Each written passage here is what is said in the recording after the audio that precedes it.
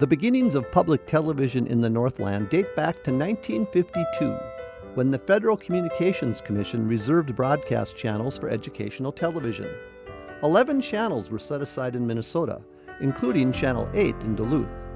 Early in 1953, the Duluth Citizens Committee for Educational TV was formed, headed by George Beck, who was at that time principal at Duluth Central High School. It took nearly 12 years and $350,000 to turn that dream of an educational station into reality.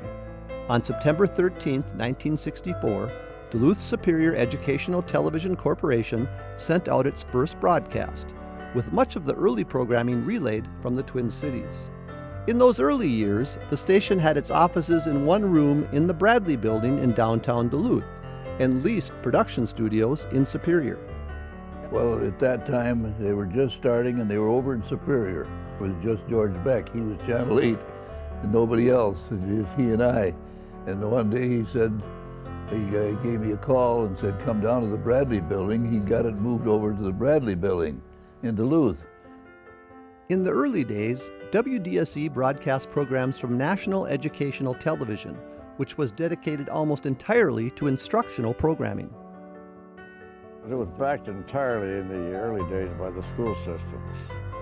And it was an educational thing.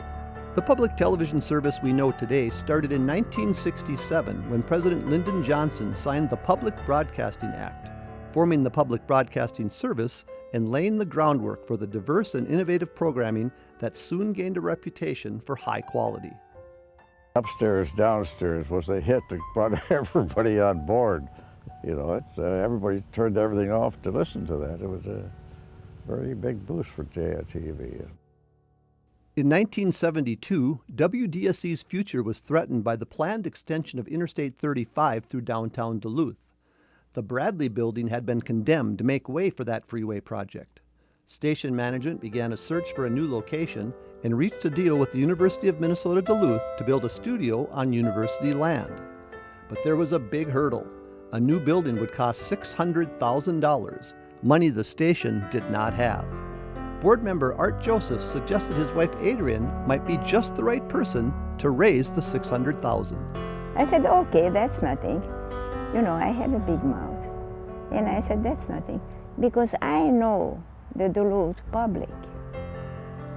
Leading the Save Channel 8 campaign, Art and especially Adrian Josephs were able to raise $400,000 in just 4 months between October 1977 and January of 1978. The Josephs left no stone unturned. In Hibbing, and all over the range, and we went to radio stations. They asked me if I can talk for 5 minutes. And my husband said, yeah, I can talk for an hour. That's no problem. A $200,000 bequest from Dr. Milton Sachs in memory of his late brothers brought the total to the needed $600,000. Ground was soon broken, with UMD Chancellor Dr. Robert Heller and other dignitaries turning a shovel of dirt. But even as construction began, fundraising continued to purchase broadcast equipment for the new studio. The money was pouring in, and then Rudy called me, Rudy Perpich, and he said, Adrian, this has gotten too big. The state is ready to give you $200,000. And the money kept on growing. By the time the Sachs Brothers Memorial Communications Center was finished and furnished in the summer of 1978, more than 10,000 individual contributions had assured the future of WDSE. The money came from Minnesota, Wisconsin, the Upper Peninsula of Michigan, and even Canada. In the fall of 1978, the building was dedicated in a ceremony broadcast live on Channel 8, with founding general manager George Beck doing the honors. So tonight, this is the moment toward which we have worked so long. I should like those on the platform to stand and lift the ribbon high, that all may see and participate in this great moment in the life of WDSE TV. Laverne and I have been privileged to cut the ribbon.